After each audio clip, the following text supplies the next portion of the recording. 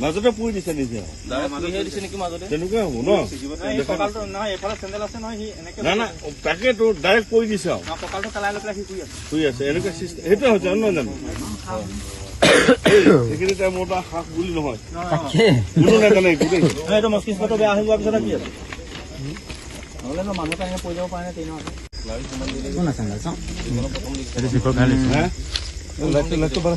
video' কৰা video' কৰিবা হা ধুনীয়াকে ভিডিঅ' কৰা